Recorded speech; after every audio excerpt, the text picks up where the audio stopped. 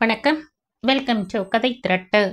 இந்த வீடியோவில் நம்ம என்ன கதை கேட்க போகிறோம்னா, நினைவெல்லாம் நீயே கதையின் 19வது பகுதி. நம்ம சேனலை இது வரைக்கும் சப்ஸ்கிரைப் பண்ணாதவங்க சப்ஸ்கிரைப் பண்ணுங்க. பக்கத்தில் இருக்கிற பெல் ஐகானை கிளிக் பண்ணி ஆல்ங்கிற ஆப்ஷனை ப்ரெஸ் பண்ணுங்க. ஸோ தட் நான் போடுற கதைகளை உடனுக்குடனே நீங்கள் கேட்கலாம். வாங்க கதைக்குள்ளே போகலாம். நீ எப்படி வாயை மூடிக்கொண்டிருப்பாய்? ரஞ்சனோடு பழகியதை போட்டோ எடுத்து எங்களுக்கு எல்லாம் அனுப்பியவள் தானே நீ என்றார் மல்லிகா ஏளனமும் எகத்தாளமுமாக. ஆமாம், அனுப்பினேன் தான். அதற்கென்ன? அவரை காதலித்தேன். அவரோடு எடுத்த போட்டோக்களைத்தான் அனுப்பினேன். அதே போல அவரையே கட்டி கொண்டேன். இதில் என்ன தவறு கண்டீர்கள்? நான் என்ன உங்கள் மகளைப் போல ஒருவனோடு பழகுவதும் அவனிடம் பணம் இல்லை என்றதும் இன்னொருவனை பிடிப்பதும் என்று நேரத்துக்கு ஒரு மாப்பிள்ளை பிடிப்பவள் என்று நினைத்தீர்களா என்று அவள் கேட்டது அங்கிருந்த அனைவரையுமே மிக நன்றாக தாக்கியது. ஏய், யாரை பார்த்து என்ன பேசுகிறாய் என்று ஆங்காரமாக ஆரம்பித்த மல்லிகாவிடம், உங்கள் மகளை பார்த்துத்தான் சொல்கிறேன் என்றாள் சித்ரா. நான் போட்டோ அனுப்பியதும் திருமணத்தை நிறுத்தும் அளவுக்கு மிக நல்லவர்களா நீங்கள் எல்லோரும் என்று எகத்தாளமாக கேட்டவள் தொடர்ந்தாள். அல்லது ஒரு சில போட்டோக்களை மாத்திரம் பார்த்துவிட்டு திருமணத்தை நிறுத்தும் அளவுக்கு நீ என்ன பெரிய ஒழுக்க சீலையா என்று சாதனாவை பார்த்து அவள் கேட்டபோது தங்கள் குட்டு வெளிப்பட்டு விடுமோ என்று சுசீலாவும் மல்லிகாவும் வாய் அடைத்து நிற்க ராசமணிதான் மருமகளை அதட்டினார். யாரிடம் என்ன பேசுகிறோம் என்றில்லாமல் பேசாதே என்றவர், இதுதான் உங்கள் பெண்ணை நீங்கள் வளர்த்த லட்சணமா என்று சந்தானத்தை பார்த்து கேட்கவும் தவறவில்லை. சந்தானம் எதுவோ சொல்ல வர, நீங்கள் கொஞ்சம் பொறுங்களப்பா என்று தந்தையை அடக்கியவள், யாரிடம் என்ன பேசுகிறோம் என்று தெரிந்துதான் பேசுகிறேன் அத்தை. இவர்களுக்கு நான் போட்டோக்களை மட்டும்தான் அனுப்பினேன். கடித உரையில் இருந்த எங்கள் வீட்டு விலாசத்தை வைத்து எப்படியோ எங்கள் வீட்டு தொலைபேசி இலக்கத்தை கண்டுபிடித்து என்னோடு பேசினார்கள் இந்த அம்மாவும் அவர் மகளும் என்று அங்கிருந்த மல்லிகாவையும் சாதனாவையும் சுட்டி காட்டினாள் சித்ரா. இதென்ன புதுக்கதை என்பதாக ராசமணி பார்க்க, தோ அவர்கள் முன்னால் தான் சொல்கிறேன், எங்கே சொல்லுங்கள் பார்ப்போம். நான் சொல்வது எல்லாம் பொய் என்று எனக்கு அழைத்து இந்த போட்டோக்களை பார்த்ததும் திருமணத்தை நிறுத்தி விடுவோம் என்று நினைத்தாயா என்று கேட்டார்கள். அப்படி நிறுத்தாவிட்டால் ரஞ்சனின் கடைகளை வாங்கிய என் அப்பா அவரது கடையில் ஓனையும் நிறுத்தி விடுவார். செருப்பும் எங்கிருந்தும் இறங்காது என்று நான் மிரட்டியதற்கு, அப்படி நடுத்தெருவுக்கு வரும் பிச்சைக்காரனை கட்டி நான் என்ன செய்ய என்று உங்கள் அருமை மருமகள் சொன்னாள். அதன் பிறகுதான் திருமணத்தையே நிறுத்தினார்கள் என்று அவர்களின் குட்டை எல்லோர் மத்தியிலும் போட்டுடைத்தாள் சித்ரா. மல்லிகா சுசீலா குடும்பத்தவர்களை தவிர்த்து மற்றவர்கள் எல்லோருக்கும் இது அதிர்ச்சியாக இருந்ததில் அனைவருமே வாயடைத்து நிற்க, பார்த்தீர்களா அம்மா அண்ணாவின் குணத்தை? அந்த கடைகள் இரண்டும் வாடகைக்கு எடுத்து நடத்துகிறேன் என்றுதானே நம்மிடம் சொல்லியிருந்தார். இப்போது இவரானால் அதுவும் அவர்கள் கடை என்கிறார். இதை அண்ணா நம்மிடம் சொல்லவே இல்லையே என்றாள் நித்யா. அவளுக்கோ இப்போது கடையையும் தனக்கு சொந்தமாக்கிக் கொள்ளலாம் என்கிற பேராசை வந்திருந்தது. அதில் தமையனை தாயிடம் போட்டு கொடுத்தாள். சித்ராவுக்கோ மொத்தமாக அவளை வெறுத்தே போனது. சேச்ச, நீ எல்லாம் என்ன பெண்? அந்த கடைகளை வாங்கியது என்னப்பா? அதற்கு உன் அண்ணா இன்னமும் வாடகை கட்டி கொண்டுதான் இருக்கிறார். இப்படி எல்லோருக்கும் முன்னால் அவரை நிறுத்தி வைத்து கேள்வி கேட்கிறாயே, கொஞ்சம் கூடவா உனக்கு அவர் மேல் பாசம் இல்லை? அதை பற்றி நீங்கள் ஒன்றும் பேச தேவையில்லை. அது எனக்கும் அண்ணாவுக்குமான பிரச்சனை. அதுதான் எப்படியோ என் அண்ணாவை கட்டி கொண்டீர்கள் தானே. முடிந்தால் அவரை அந்த கடையையும் வீட்டையும் எனக்கு தர சொல்லுங்கள் என்று அப்போதும் தன் காரியத்தில் குறியாக நின்றாள் நித்யா. அதற்கு மேலும் அவளிடம் பேச சித்ராவுக்கு பிடிக்கவே இல்லை. நீ எல்லாம் ஒரு மனித பிறவியா என்று அற்ப புழுவை பார்ப்பது போல பார்த்தவள் அவளை அலட்சியம் செய்துவிட்டு கணவனை நாடி சென்றாள். அங்கிருந்த கட்டிலில் அமர்ந்திருந்தவன் 2 கைகளாலும் தலையை தாங்கியபடி குனிந்திருந்த நிலை அவளை என்னவோ செய்ய, ரஞ்சன் என்றபடி ஓடி சென்று அவன் தலையை தன் வயிற்றோடு சேர்த்து அணைத்து கொண்டாள் சித்ரா. தாழ முடியாத வேதனையோடு அவளை ஒரு நொடி நிமிர்ந்து பார்த்தவன் அடுத்த நொடியே அவள் இடையை இறுக்கி கட்டி கொண்டு அவள் வயிற்றுக்குள் தன் முகத்தை புதைத்து கொண்டான். ஆறுதல் தேடும் குழந்தையாய் நடந்து கொண்டவனின் செயலில் முகம் கனிய அவன் தலையை கோதிவிட்டவளின் விழிகளில் நீர் திரண்டது. அவன் மீது அவளுக்கு கோபம் இருக்கிறதுதான். அவளை ஏமாற்ற பார்த்தான் என்கிற ஆறாவடு இருக்கிறதுதான். ஆனால் அதற்கு மேலே காதல் இருக்கிறதே, நேசம் இருக்கிறதே, பைத்தியம் போல அவனையே சுற்றும் மனம் இருக்கிறதே. இன்று அவன் துடிக்கையில் தன் உயிரை கொடுத்தாவது அவன் வேதனையை போக்க வேண்டும் என்கிற வெறி இருக்கிறதே. தன் வயிற்றில் ஈரத்தை உணர்ந்தவளுக்குள்ளும் விழிகளில் நீர் மல்கியது. அந்த நொடியில் தன்னால் முடிந்ததா எண்ணி அவனை அரவணைத்தபடி நின்றாள் சித்ரா. ரஞ்சனை தன் வயிற்றோடு அணைத்தபடி நின்ற சித்ராவுக்கு துக்கத்தில் நெஞ்சு அடைத்தது.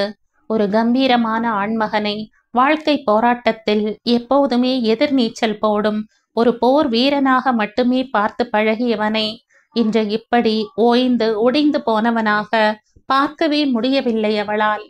தாய் தங்கையரின் செயல் கோபமாக இருப்பான் என்றுதான் எண்ணினாலே தவிர இந்த அளவு தூரத்துக்கு வருந்துவான் என்று நினைக்கவே இல்லை. தன் துயரை அடக்கிக் கொண்டு அவன் தலையை இதமாக கோதிவிட்டபடி அவள் நிற்க, அவனோ அவள் வயிற்றுக்குள் புதைத்த தலையை நிமிர்த்தவும் இல்லை. அவள் இடையை இறுக்கமாக கட்டியிருந்த கரங்களை தளர்த்தவும் இல்லை. அதிலிருந்தே அவன் இன்னும் தன்னை சமன்படுத்தி கொள்ளவில்லை என்பது புரிந்தாலும் வெளியே அந்த வல்லூறுகள் காத்திருக்கின்றனவே என்று எண்ணியவள் அவன் தலையை கோதியபடியே ரஞ்சன் என்ற இதமான குரலில் அழைத்தாள்.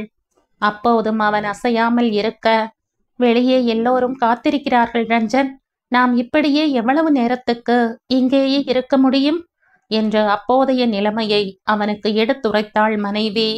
அதுவரை தனக்குள்ளேயே மூழ்கி போயிருந்தவனுக்கும் சூழ்நிலை மெல்ல புரிய அவளது இடையில் இருந்த கரங்களை விலக்காது முகத்தை மட்டும் நிமிர்த்தி அவளை அண்ணாந்து பார்த்தான்.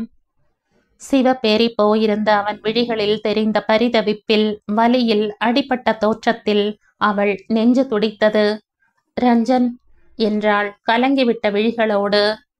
ஏன் யாழி, அம்மா இப்படியெல்லாம் பேசுகிறார்? நானும் அவர் மகன்தானே, அவர்கள் இருவருக்குமாகத்தானே எல்லாம் செய்தேன் என்று நெஞ்சை உருக்கும் குரலில் அவன் கேட்டபோது எவ்வளவோ அடக்க முயன்ற முடியாமல் அவள் விழிகளில் இருந்து உருண்ட கண்ணீர் துளிகள் 2 கன்னங்களில் வழிந்து அவன் கன்னங்களில் விழுந்து சிதறியது. அவன் கன்னங்களை தன் கைகளில் தாங்கியவள், விடுங்கள் ரஞ்சன், அவள் பெண் பிள்ளை இல்லையா? அதனால் தான் அப்படி பேசியிருப்பார். மற்றபடி அத்தைக்கு உங்கள் மேல் பாசம் இல்லாமல் இருக்குமா? அதனால் அவர்கள் கேட்பதை கொடுங்கள் என்றாள் சமாதானமாக. அவளும் வேறு என்னதான் சொல்வாள்? எல்லாவற்றையும் விட கணவனின் நிம்மதி முக்கியமாகப்பட்டது அவளுக்கு. ஆனால் அதை கேட்ட ரஞ்சனின் முகத்தில் மெல்ல மெல்ல தீவிரத்தன்மை குடியேற தலையோ மறுப்பாக அசைந்தது. இல்லையாழி, அது முடியாது. அந்த கடைகளை திறப்பதற்கு நான் பட்ட பாடுகளும் செய்த வேலைகளும் உனக்கு தெரியாது. உன் அப்பாவின் கடையில் இருந்து என்று இறுகிய குரலில் அவன் சொல்லிக் கொண்டு இருக்கையிலேயே அவளது தளிர் விரல்கள் கணவனது இதழ்களை மூடின. கேள்வியாக பார்த்தவனை கனிவோடு நோக்கி, அதெல்லாம் இப்போது எதற்கு ரஞ்சன்? உங்கள் தங்கிக்குத்தானே கடையை கொடுக்கப் போகிறீர்கள். அதனால் யோசிக்காமல் முழு மனதோடு கொடுங்கள். நாம் மற்ற கடையை வைத்தே முன்னேறலாம். அதுவும் உங்களால் நிச்சயம் முடியும். எனக்கு அந்த நம்பிக்கை நிறையவே இருக்கிறது என்று உறுதியோடு சொன்னவளை பெருமிதமாக பார்த்து புன்னகைத்தவன் அவளை மீண்டும் அணைத்து கொண்டான். அவன் அணைப்புக்குள்ளேயே நின்றபடி, நீங்கள் முன்னின்று நடத்திய திருமணம் இடையில் குழம்பியதாக இருக்க வேண்டாம் ரஞ்சன். அதனால் நித்தி கேட்பதை கொடுத்து அவளை சந்தோஷமாக கணவன் வீட்டுக்கு அனுப்பி வையுங்கள் என்றாள் மெல்ல. அப்படி எல்லாவற்றையும் கொடுத்தால் நாம் கடன்காரர்களாக நடுவீதியில் நிற்போம். அதனால் உனக்கு ஒன்றுமில்லையா? உன் அப்பாவிடம் எதற்கும் கையேந்த எனக்கு விருப்பம் இல்லை என்றான் அவள் மனநிலையையும் அறியும் விதமாக. அப்படி ஒரு நிலை நமக்கு வராது ரஞ்சன். நீங்கள் வர விட மாட்டீர்கள். அப்படியே நின்றாலும் என்ன, உங்களோடுதானே நிற்கப் போகிறேன். அதனால் எனக்கு எந்த கவலையும் இல்லை. இருவருமாக வாழ்க்கையில் போராடித்தான் பார்ப்போமே என்று வெகு இலகுவாக சொன்னவளை வேகமாக எழுந்து அதைவிட வேகமாக கட்டிக்கொண்டான் கணவன். சில நொடிகளிலேயே அவளிடமிருந்து விலகியவனின் முகம் இப்போது தெளிந்திருந்தது. வா என்று அவளையும் அழைத்தவன் அவளின் கரம் பற்றியே வெளியே அழைத்து சென்றான். அங்கிருந்த எல்லோரும் அவர்களையே பார்க்க ஒருவித கூச்சத்துடன் சித்ரா அவனிடமிருந்து கையை உருவிக்கொள்ள முயன்றாள். அந்த செயலில் முகத்தை திருப்பி அவளை கூர்மையாக பார்த்தவன் அவள் கையை இன்னும் அழுத்தமாக பற்றி கொண்டான். அப்படியே தாயின் முன்னால் சென்று நின்று, அந்த வீட்டை நித்தியே எடுத்து கொள்ளட்டும் என்று அவன் சொல்லி முடிக்கும் முன்பே, அப்போ கடை என்று அவசரமாக கேட்டது நித்யாவின் குரல். அதை தர முடியாது, உறுதியான குரலில் சொன்னான் ரஞ்சன். ஏன் தர முடியாது? அந்த கடையும் உங்களின் சொந்த கடைதானே, அதுவும் எனக்கு வேண்டும் என்றவளை வெறுப்போடு பார்த்தான் ரஞ்சன். வாயை மூடு, இனி என்னிடம் எதையும் கேட்கும் உரிமையோ பேசும் உரிமையோ உனக்கு இல்லை. இன்றோடு எல்லாமே முடிந்தது. இதற்கு மேலும் எதையாவது பேசினாயானால் அந்த வீட்டை கூட தரமாட்டேன் என்று கடுமையான குரலில் அவன் சொன்னபோது நித்தி படக்கென்ற வாயை மூடிக்கொண்டாள். பின்ன தேவையில்லாமல் எதையாவது பேசி அந்த வீட்டையும் இழந்து விட்டாள். ஆனால் மகனின் பேச்சில் ராசமணிக்கு கோபம் வந்தது. இதென்ன ரஞ்சன், தங்கையிடம், அதுவும் திருமணமான பெண்ணிடம் இப்படி எடுத்தெறிந்து பேசுகிறாய்? எங்கிருந்து இப்படி பேச கற்றுக்கொண்டாய்? எல்லாம் நீங்களும் உங்கள் மகளும் கற்றுத்தந்த பாடம்தான் என்ற தாயிடமும் சீறினான் அவன். அவனை அதிர்ந்து போய் பார்த்தார் அவர். அவன் கோபக்காரன் என்பதும் அவரிடம் கோபமாக பேசுவான் என்பதும் அவருக்கு தெரிந்ததே. ஆனால் இத்தனை பேர் முன்னிலையில், அதுவும் சம்மந்தி குடும்பத்தையும் வைத்து கொண்டு அவன் காட்டிய கடுமையில் அவருக்கு அவமானமாக இருந்தது. இதென்னடா பழக்கம்? எல்லோரும் கூடியிருக்கும் இடத்தில் வைத்து அம்மாவிடம் மட்டு மரியாதை இல்லாமல் பேசுகிறாய் என்று கடிந்து கொண்டவரை ஏளனமாக பார்த்தான் ரஞ்சன். எல்லோர் முன்னிலையிலும் பேச்சை ஆரம்பித்து என்னை குற்றவாளியாக்கியது யார்? நீங்கள்தானே. இவ்வளவு பேரும் நிற்கிறார்கள் என்று அப்போது தெரியவில்லையா உங்களுக்கு? இனி தனியாக பேசுவதற்கு எதுவுமே இல்லை. இன்றே இப்போதே எல்லோர் மத்தியிலும் எல்லாவற்றையும் பேசி முடித்து விடலாம் என்று முடிவாக சொன்னவனை மனம் துணுக்குற பார்த்தார் ராசமணி. என்னடா என்னென்னவோ எல்லாம் பேசுகிறாய்? ரஞ்சன், பிளீஸ் அமைதியாக பேசுங்கள் என்று அருகில் நின்று முணுமுணுத்த மனைவியிடம் அவன் ஒன்றுமே சொல்லாத போதும் அவன் கரம் அவள் கரத்தை அழுத்தி ஆறுதல் கொடுத்தது. அப்படி பேச வைத்தது நீங்கள்தானே. இவ்வளவு நடந்ததன் பிறகும் இனியும் நான் அமைதியாக இருப்பதில் அர்த்தமில்லை என்றான் தாயிடம் அழுத்தமான குரலில். அதை கேட்டவருக்கு மகன் பேசும் விதமே சரியில்லை என்று பட இந்த விஷயத்தை அப்படியே முடிக்க நினைத்தார் அவர். அதை பிறகு ஆறுதலாக நாம் பேசலாம் ரஞ்சன். முதலில் அவள் விருப்பப்பட்டது போல அந்த வீட்டையும் கடையையும் அவளுக்கே கொடுத்து விடு. இனி நீ உழைப்பது எல்லாம் உனக்குத்தானே என்றார் அவசரமாக. தாயை வெறுப்போடு பார்த்த ரஞ்சன், நானும் அப்பாவுக்குத்தானேம்மா பிறந்தேன் என்றான் திடீரென. அந்த கேள்வியில் அதிர்ந்து போன ராசமணி, ரஞ்சன் என்று கோவியபடி அமர்ந்திருந்த நாற்காலியில் இருந்து எழுந்தே விட்டார். பைத்திய மாதிரி உளராதே. உனக்கு என்ன பைத்தியமா? எதையும் பேசும் முன் யோசித்து பேசு. ஏன், நான் கேட்டதில் என்ன தப்பு? நித்திக்காக இவ்வளவு பேசும் நீங்கள் எனக்காக என்ன செய்தீர்கள்? கடை திறப்பதற்காக வீட்டை அடமானம் வைக்க கூட தரமாட்டேன் என்று விட்டீர்களே.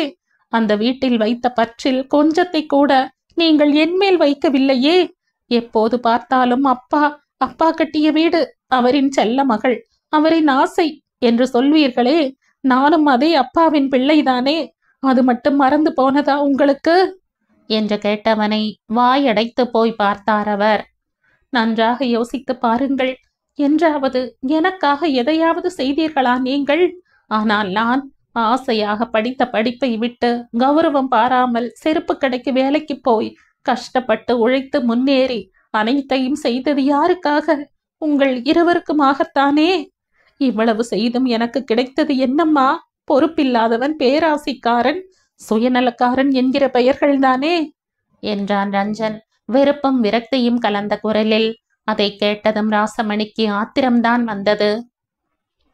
பெற்ற தாய்க்கும் கூட பிறந்த தங்கைக்கும் செய்ததை சொல்லி காட்டுகிறாயே, நீ எல்லாம் என்ன மனிதன்? நானோ உன் தங்கையோ வந்து உன்னிடம் கேட்டோமா எங்களுக்காக கஷ்டப்படி என்று? அல்லது உன் படிப்பை விட சொல்லி நான் சொன்னேனா? நீயாக படிப்பை விட்டு விட்டு வேலைக்கு சேர்ந்து விட்டு இப்போது வந்து இப்படியெல்லாம் சொல்கிறாய்? எனக்கு நீ இனி எதுவும் செய்ய தேவையில்லை. ஆனால் உன் தங்கை கேட்பதை மட்டும் கொடு. அந்த கடையை கொடுப்பதால் நீ ஒன்றும் குறைந்து போக மாட்டாய். உனக்குத்தான் இன்னொரு கடை இருக்கிறதே. அதோடு நீதான் வசதியான வீட்டு மாப்பிள்ளையாயிற்றே என்று சொன்னவரை முற்றிலும் வெறுத்து போய் பார்த்தான் அவன். தாயும் பிள்ளையுமாக இருந்தாலும் வாயும் வயிறும் வேறு என்பதை நிரூபித்து விட்டீர்கள் என்றான் கசப்போடு. அதற்கு மேலும் அவருடன் பேசுவதில் அர்த்தம் இல்லை என்று எண்ணியவன் நித்திக்கு செய்ய வேண்டிய அத்தனையையும் ஒரு குறையில்லாமல் செய்து முடித்து விட்டேன். அதோடு வீட்டையும் தருகிறேன். ஆனால் கடையை தர முடியாது. அப்பாவின் சொத்துக்களை ஏமாற்றி பறித்த இந்த சுயநல கூட்டத்திடம் என் சொத்துக்களையும் இழக்க நான் தயாரில்லை என்றான் முடிவாக அழுத்தமான குரலில். ஏன் உனக்கு இவ்வளவு பிடிவாதம்? அந்த கடையில் அப்படி என்ன இருக்கிறது என்று அதை பிடித்து கொண்டு இப்படி தொங்குகிறாய் என்றவரிடம், அதில் இருப்பது என் உழைப்பு, நான் பட்ட கஷ்டம் என்றான் மகன் ஆத்திரத்தோடு. என் உழைப்பை யாருக்கும் தாரை வார்க்க என்னால் முடியாது. அண்ணா கடையை எனக்கு தா என்று நித்தி பாசமாக கேட்டிருந்தால் கட்டாயம் நான் கொடுத்திருப்பேன். அதை விட்டுவிட்டு இவ்வளவு பேருக்கு முன்னால் வைத்து மறுக்க முடியாத நிலையில் என்னை நிறுத்தி கேட்டால் அவளின் மிரட்டலுக்கு பணிவேன் என்று நினைத்தாளா? பாசத்துக்கு அடங்கலாம், ஆனால் மிரட்டலுக்கு அடங்க முடியாது. என் அம்மா என் தங்கை என்று நான் வாழ்ந்ததும் போதும், பட்டதும் போதும். இனியாவது என் மனைவி என் குடும்பம் என்று எனக்காக வாழ்ந்து கொள்கிறேன். அதனால் நாங்கள் இனி உங்கள் வீட்டுக்கு வரவில்லை, தனியாகவே போய்க் கொள்கிறோம் என்று அழுத்தமான குரலில் உறுதியாக சொன்னவனை அதிர்ச்சியோடு பார்த்தனர் எல்லோரும். ராசமணியோ மகன் இப்படி சொல்வான் என்று சற்றும் எதிர்பார்க்கவில்லை. அவன் பேச்சில் உறைந்து நின்றவரை விரக்தி புன்னகையோடு பார்த்தவன், கவலைப்படாதீர்கள், என் கடமையை என்றும் நான் செய்யாமல் விடமாட்டேன். உங்கள் செலவுக்கு அடுத்தவரின் கையை நீங்கள் எதிர்பார்க்காத அளவுக்கு உங்கள் பெயரில் வங்கியில் பணம் போட்டு விடுகிறேன். அதோடு அப்பாவின் பென்ஷன் பணமும் நான் இன்னும் திருப்பித் தரவில்லையே, அதையும் வட்டியோடு தந்து விடுகிறேன். உங்கள் மகளோடு நீங்கள் இருந்து கொள்ளுங்கள் என்று முடிவாக சொன்னவன் அவர்களின் பதிலை எதிர்பாராமல் மனைவியை அழைத்து கொண்டு மாமனாரிடம் வந்தான். அங்கிள், இன்று ஒரு நாளைக்கு இவள் உங்கள் வீட்டில் தங்கட்டும் என்றான் அவரிடம். ரஞ்சன், இது என்ன ஒரு நாள் என்கிறாய்? காலம் பூரா நீங்கள் எங்களுடனே இருக்கலாம். எங்களுக்கும் வேறு யார் இருக்கிறார்கள்? யார் யாரோ என்னென்னவோ சொல்கிறார்கள் என்று அதையெல்லாம் காதில் போடாதே. மனதை போட்டு குழப்பிக் கொள்ளாமல் நீயும் வா, நாம் எல்லோரும் ஒன்றாகவே இருக்கலாம் என்றவரிடம் எதுவும் சொல்லாமல் ஒரு புன்னகையை மட்டும் சிந்தியவன், அப்பாவுடன் வீட்டுக்கு போ என்றான் மனைவியை பார்த்து. சம்மதமாக தலையை ஆட்டியவளின் விழிகளில் காதலும் பெருமிதமும் நிரம்பி வழிந்தது. பின்னே அதனால் வரை அம்மா தங்கை என்று இருந்தவன், அவளை மனைவியாக மனமாற அங்கீகரிக்காமல் இருந்தவன், இன்று அனைவரின் முன்னாலும் அவளை என் மனைவி என்று சொல்லிவிட்டானே. அதை நினைக்கையிலேயே அவள் நெஞ்சம் விம்மியது. இதைவிட வேறு என்னதான் வேண்டும் அவளுக்கு? தான் பட்ட கஷ்டங்களும் துன்பங்களும் வீணாகவில்லை என்று நினைத்தவளுக்கு அவனை விட்டு போகவே மனமில்லை. நீங்கள் என்று கேட்டாள். அதுதான் நீயே சொன்னாயே, எதையும் இடையில் விடாமல் முழுதாக செய்து முடியுங்கள் என்று. அவர்களை வீட்டில் விட்டுவிட்டு மிகுதி வேலைகளையும் முடித்து கொண்டு வருகிறேன் என்றான் அவன். வருவீர்களா என்ற ஏக்கத்தோடு கேட்டவளின் குரலில் நம்பிக்கையின்மை அப்பட்டமாகவே வெளிப்பட்டது. அவளுக்கு ஏனோ அவனை பிரியவே மனமில்லை. அப்படியே அவனுடன் ஒட்டிக்கொள்ள மாட்டோமா, அவன் கை சிறைக்குள் அடங்கிவிட மாட்டோமா என்ற மனம் துடித்தது. என்றும் போல் அன்றும் மனையாளின் விழிகள் பேசிய மொழிகள் புரிய உள்ளே மனம் தடுமாறினாலும், கண்டிப்பாக வருவேன், நீ போ என்றான் எதையும் காட்டிக்கொள்ளாது. வேறு வழியின்றி சரி என்பதாக தலையை ஆட்டிவிட்டு நடந்தவள் அவனை திரும்பி திரும்பி பார்த்து கொண்டே சென்றாள். அவள் சென்று மறையும் வரை அவளையே பார்த்திருந்த ரஞ்சனும் தன் வேலைகளை பார்க்க சென்றான். வீட்டுக்கு வந்து சேர்ந்த சித்ராவின் மனம் கணவனையே சுற்றி சுற்றி வந்தது. இது நாள் வரை அவளை ஏமாற்றிவிட்டு இன்னொருத்தியை மணக்க நினைத்தவன்தானே என்று எண்ணியவளால் இன்று அப்படி நினைக்க முடியவில்லை. தாயையும் தங்கையையும் மட்டுமே முதன்மையாக எண்ணி வாழ்ந்தவனுக்கு தான் இரண்டாம் பட்சமாக தெரிந்திருக்கிறோம் என்கிற உண்மை அவன் தாயுடன் பேசியதை கேட்ட பிறகு மெல்ல மெல்ல புலப்பட்டது. ஆனாலும் மற்ற கடையில் வைத்து நடந்த சம்பவத்துக்கு பிறகும் அவன் அவளை தவிர்க்க நினைத்தது தவறில்லையா என்று சுணங்கியது காதல் கொண்ட மனது. எந்த சமாதானத்தை சொல்லியும் அந்த மனக்குறையை அவளால் நீக்கவே முடியவில்லை.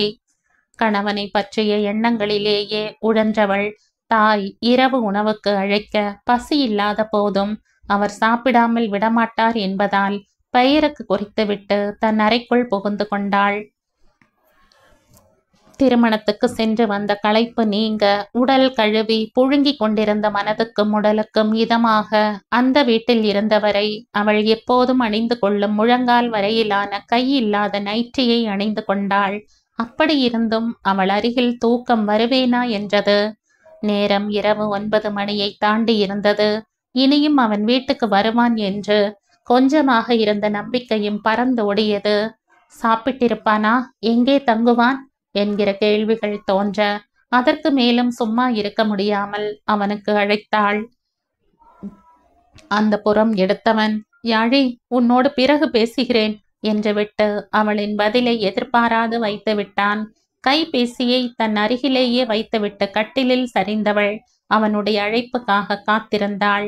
எவ்வளவு நேரம் சென்றதோ அதை பார்த்தபடியே அவள் விழிகள் மெல்ல மெல்ல மூடின. நேரம் இரவு 11ஐ கடந்து கொண்டிருக்க சித்ராவின் வீட்டு அழைப்பு மணி ஒலித்தது.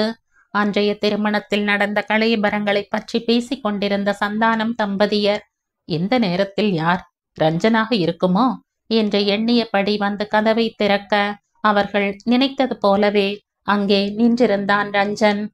சாரி அங்கிள், கொஞ்சம் பிந்தி விட்டது. உங்கள் தூக்கத்தை கெடுத்து விட்டேனா என்றான் இருவரையும் பார்த்து மன்னிப்பு கோரும் குரலில்.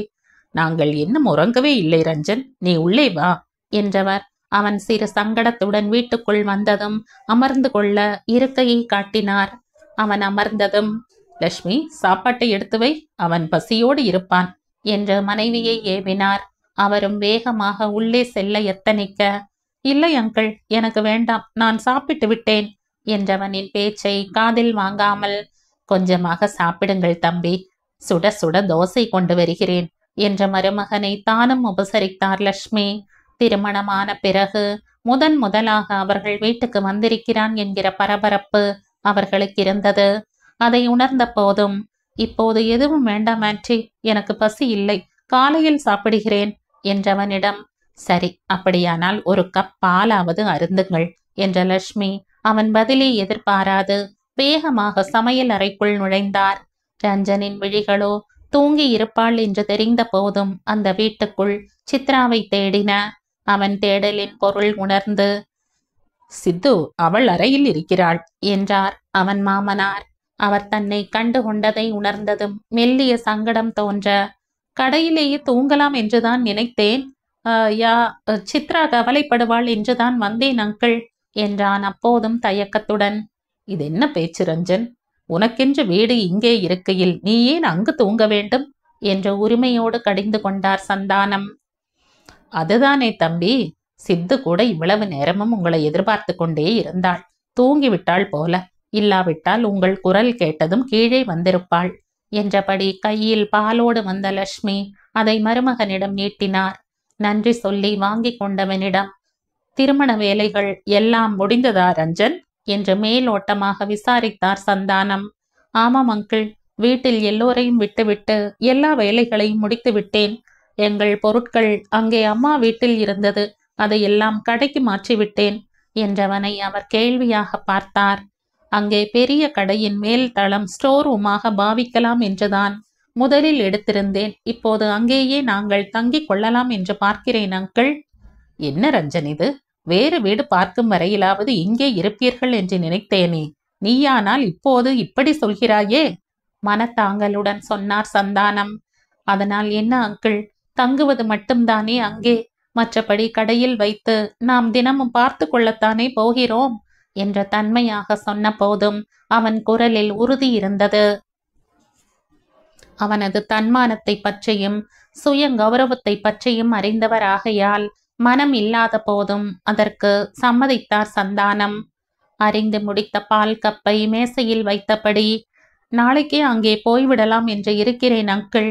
இன்றே கொஞ்சம் வீட்டுக்கும் பொருட்களும் வாங்கி போட்டேன். அதுதான் இவ்வளவு நேரம் எடுத்துவிட்டது என்றான் ரஞ்சன். இவ்வளவு அவசரமாக அதையெல்லாம் செய்ய வேண்டுமா ரஞ்சன்? இதற்கு நீ பேசாமல் இங்கேயே தங்கி இருக்கலாம், எங்களுக்கும் சந்தோஷமாக இருந்திருக்கும் என்று அப்போதும் சலித்து கொண்டார் சந்தானம். அவன் சின்ன புன்னகையுடன் பேசாமல் இருக்க, மிகுதியை நாளைக்கு பேசலாம், இப்போது தம்பியை தூங்க விடுங்கள். உங்களுக்குத்தான் வயதான காலத்தில் தூக்கம் வரவில்லை என்றால் அவரையுமா தடுத்து வைத்திருப்பீர்கள்? நேரத்தை பாருங்கள், 12 ஆகிறது என்று கணவரை கடிந்து கொண்டார் லட்சுமி. பார்த்தாயா ரஞ்சன், சந்தடி சாக்கில் என்னை கிழவனாக்கி விட்டாள் உன் மாமியார். அவளுக்கு என்னவோ தான் 18 வயது குமரி என்று நினைப்பு. இந்த பெண்களே இப்படித்தான் என்று கேலி பேசிய போதும் மனைவியின் பேச்சை தட்டாத கணவனாக இருக்கையில் இருந்து எழுந்து கொண்டார் சந்தானம். லட்சுமியோ மருமகன் முன் கணவரை ஒன்றும் சொல்ல முடியாமல் வெறுமனே அவரை முறைத்தார். முகத்தில் பூத்த புன்னகையுடன் தானும் எழுந்து கொண்டவன் சித்ராவின் அறை எது என்று தெரியாமல் தயங்கினான். அந்த வீட்டுக்கு பல முறை வந்திருக்கிறான் தான், ஆனாலும் வராண்டாவை தாண்டி அவன் உள்ளே சென்றதே இல்லை. அவனின் தயக்கத்தை புரிந்து கொண்ட லட்சுமி, அங்கே மேலே வலப்பக்கம் கதவு கொஞ்சமாக திறந்திருக்கிறது பாருங்கள், அதுதான் சித்துவின் அறை என்று காட்டினார். அவர்கள் இருவருக்கும் ஒரு இரவு வணக்கத்தை சொல்லிவிட்டு அவன் படியேறத் துவங்க, மாற்றுடை இருக்கிறதா ரஞ்சன், அல்லது நான் தரவா என்று கேட்டார் சந்தானம். கையில் இருந்த பையை காட்டி, கொண்டு வந்திருக்கிறேன் அங்கிள் என்றவன் மனைவியின் அறையை நாடி சென்றான். அன்று முழுவதுமே அலைந்த அலைச்சலும் நித்தியின் திருமணத்தினால் உண்டான வேலை பளுவும் போதா குறைக்கு தாய் தங்கையரின் பேச்சினால் உண்டான மனக்கவலையுமாக முற்றாக மனதளவிலும் உடல் அளவிலும் களைத்து சோர்ந்திருந்தான் ரஞ்சன். எப்போதடா தூங்கலாம் என்று எண்ணியபடி கதவை திறந்தவன் விடி விளக்கின் மங்கிய வெளிச்சத்தில் மனைவி கட்டிலில் படுத்திருந்த கோலத்தை பார்த்து மயங்கியே போனான். ஒரு பக்கமாக ஒரு கழித்து படுத்திருந்தவள் 2 கைகளையும் கன்னத்துக்கு கீழே கொடுத்தபடி அயர்ந்து உறங்கிக் கொண்டிருந்தாள். மஞ்சத்தின் மேலே மலர் ஒன்று மயங்கி கிடப்பது போலிருந்தது அவள் தூங்கும் காட்சி. அவள் அருகிலேயே கைபேசியையும் கண்டவனுக்கு அவனின் அழைப்புக்காக அவள் காத்திருக்கிறாள் என்பது புரிந்தது. அதுவரை அவன் மனதையும் உடலையும் ஆக்கிரமித்து இருந்த சோர்வும் களைப்பும் பறந்தோட வேறு விதமான உணர்வுகள் அவனை மிக வேகமாக ஆக்கிரமிக்க ஆரம்பித்தன. அறைக்கதவை சாத்திவிட்ட உடையை மாற்ற எண்ணி அந்த அறையை நோட்டம் விட்டவனுக்கு மற்றொரு பக்கத்தில் இருந்த இன்னொரு கதவு தென்படவும் சத்தம் இல்லாமல் சென்று அதை திறந்து பார்த்தான். அது குளியல் அறை என்று கண்டதும் உடம்பின் கசகசப்பு போக சின்னதாய் ஒரு குளியலை போட்டான். மனையாளின் சோப்பையே போட்டு அவளின் பூந்துவாலையாலேயே துடைத்தும் கொண்டான். அதே செய்கையில் அவன் மனதிலும் உடலிலும் ஒருவித பரவசம். அதனால் வரை அவனை கட்டியிருந்த கட்டுகள் அனைத்தும் விலகியது போல், அவர்கள் இருவருக்கும் இடையில் தடையாக எதுவுமே இல்லாதது போல் சுதந்திரமாக உணர்ந்தவனின் மனதும் உடலும் அன்றொரு நாள் அறிந்து கொண்ட மனைவியின் அருகாமையை மீண்டும் அனுபவிக்க வெகுவாகவே ஏங்கியது. நடு ஜாமத்தை கடந்துவிட்ட அந்த நேரத்திலும் உற்சாகம் நிரம்பி வழியும் மனதுடன் சென்று கட்டிலின் மறுபக்கத்தில் அமர்ந்து கொண்டான். ஆசையோடு அவளை பார்த்தவனின் மனக்கட்டுப்பாட்டை அவளின் அழகும் அருகாமையும் வெற்றிகரமாக தோற்கடித்து கொண்டிருந்தது. அதுவும் அவளின் கையில்லாத முழங்கால் வரையிலான நைற்றியை பார்த்தவனுக்கு தான் வருவேன் என்று தெரிந்திருந்தால் அவள் இப்படி அணிந்திருப்பாளா என்று நினைக்கையிலேயே அவன் இதழ்களில் இரகசிய புன்னகை மலர்ந்தது. அவள் அருகில் சரிந்தவன் அவளின் வெண் பட்டு கன்னத்தை ஆசையோடு தடவினான். அப்போதுதான் குளித்ததினால் சில்லிட்டிருந்த அவன் விரல்கள் உண்டாக்கிய சிலிர்ப்பில் தூக்கத்திலேயே புருவங்களை சுருக்கி இதழ்களை சுளித்து ரஞ்சன் என்று சிணுங்கியவள் அவன் கரத்தின் மேல் தன் கரத்தை வைத்து கன்னத்தோடு அழுத்தி கொண்டாள். அவனோ இனிதாக அதிர்ந்தான். பின்ன நல்ல தூக்கத்தில் இருந்த போதும் அவனை அல்லவோ அவள் நினைவுகள் சுமந்திருக்கின்றன. அதற்கு மேலும் தன் ஆவலை அடக்க மாட்டாது அவளை இழுத்து தன்மேல் போட்டு கொண்டவன், தூங்கவில்லையா நீ என்று கேட்டான். அவன் இழுத்ததில் தூக்கம் கலைந்து விழிகளை திறந்து சோம்பலாக அவனை பார்த்தவள் அவன் கேள்விக்கு பதிலை சொல்லாது, வந்து விட்டீர்களா என்று கேட்டுவிட்டு தானும் அவனோடு இன்னும் நன்றாக ஒண்டிக் கொண்டாள். என்றவனது ஒரு கரம் மனைவியின் இடையில் வேகமாக விழுந்து அவளை தன்னோடு இன்னும் இறுக்கிக் கொள்ள மறுகரம் அவள் கன்னத்தை ஆசையோடு தடவி கொடுத்தது. நித்ரா தேவியிடம் இருந்து விடுபட விரும்பாமல் ரஞ்சன் என்றவளின் அசையும் இதழ்களையே தாபத்துடன் பார்த்தவனின் விரல்கள் இப்போது அந்த பட்டிதழ்களை வருடி கொடுக்க, ரஞ்சனுக்கு என்னடி என்றான் சரசமாக. ஏன் லேட்? கொஞ்சம் வேலைம்மா என்றவனின் உதடுகள் மெலிதாக அவள் நெற்றியிலேயே பதிந்தது. மீண்டும் கண் அயரத் தொடங்கியவளின் தூக்கத்தை அது கெடுத்தது போலும். ரஞ்சன் என்று சிணுங்கியவள் அவன் நெஞ்சிலேயே மறுபுறம் முகத்தை திருப்பி கொண்டு படுத்தாள். அப்படி அவள் தலையை திருப்பியதில் அதுவரை அவள் கழுத்துக்குள் சிக்கி கிடந்த தாலி அவன் நெஞ்சில் வந்து விழுந்தது. அந்த தாலியே அவனது நெஞ்சின் உணர்வுகளை மிக வேகமாக கிளறிவிட்டன. அதற்கு மேலும் மனதினதும் உடலினதும் தவிப்பை தாங்க முடியாதவனாய் அவளின் கன்னத்தில் தன்னுடைய சூடான இதழ்களை அழுந்த பதித்தான். முற்றாக தூக்கம் கலைய ரஞ்சன் என்று சிணுங்கியவள் மீண்டும் மறுபக்கம் திரும்பி படுக்க எண்ணி தலையை தூக்கினாள். எப்போதும் தன் பெயரையே மந்திரமாய் உச்சரிக்கும் மங்கையின் கன்னங்களை சட்டென தன் இரு கைகளாலும் தாங்கி பிடித்தவன் பேய் ஆட்டம் போட்ட தன் உணர்வுகளை கட்டுப்படுத்த முடியாமல் அவள் முகத்தை தன் முகத்துக்கு நேரே கொண்டு வந்து தன் இதழ்களை அவள் இதழ்களில் அழுந்த பொருத்தினான். அதுவரை தூக்கமா மயக்கமா கனவா என்று பிரித்தறிய முடியாத ஒரு விதமான சுக மயக்கத்தில் திளைத்திருந்தவள் பட்டென விழிகளை விரித்து பார்த்தாள். அவன் இதழ்கள் செய்த மாயத்தில் மயங்கத் தொடங்கிய மனதை அடக்கியபடி அவனிடமிருந்து தன்னை மீட்டவள், எப்போது வந்தீர்கள் என்று கேட்டாள். அவளின் இதழ்களை ருசி பார்த்தவனோ அந்த மயக்கத்தில் இருந்து மீளாமலேயே அவள் கழுத்து வளைவில் தன் இதழ்களை புதைத்தபடி, இப்போதாண்டா என்றான் கிசுகிசுப்பாக. அவன் மூச்சு காற்றின் வெம்மையாலும் சூடான இதழ்கள் பதித்த முத்தங்களாலும் அவளது பூ மேனி நிகழ்ந்த போதும் மனமோ முழுதாய் அவனோடு கரைய மறுத்து முரண்டியது. அவன் ஆக்கிரமிப்பில் பனி கட்டி என கரைந்த மேனியை கட்டுப்படுத்த இயலாமல் பெரும் பிரயாசையுடன் ரஞ்சன் ப்ளீஸ் பலவீனமாக கெஞ்சின அவள் இதழ்கள். அன்று முழுவதும் அவனுடைய அருகாமைக்கும் அணைப்புக்கும் அவள் மனதும் உடலும் ஏங்கியதாலோ என்னவோ அவளாலும் அவனிடம் முழுமையான மறுப்பையோ எதிர்ப்பையோ காட்ட முடியவில்லை. ஆனாலும் அவனோடு முழுமையாக ஒன்றவும் முடியவில்லை. மனம் அவனை தவிர்க்க நினைக்க உடலோ அவனோடு இன்னும் ஒட்டி கொள்ள துடித்தது. இனி தன் வாழ்வில் மனைவி மட்டுமே என்று எண்ணியவனுக்கோ அவளை விட்டு விலகும் எண்ணம் சிறிதும் இல்லை.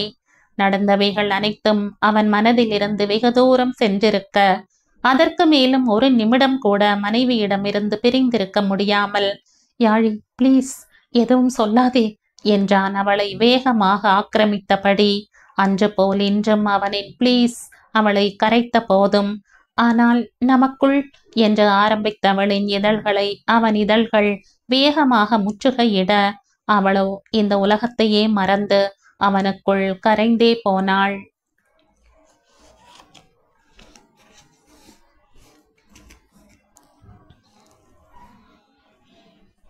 இந்த கதையின் தொடர்ச்சியை அடுத்த பதிவில் கேட்கலாம். நன்றி.